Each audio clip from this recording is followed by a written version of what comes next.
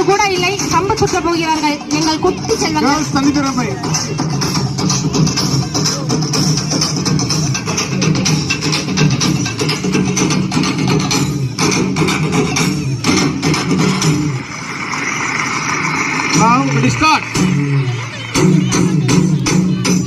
இவர்களை பார்க்கும் பொழுதுதான் ஞாபகம் வருது, தமிழன் என்று சொல்லடா, தலை நிமிர்ந்து நில்லடா என்று.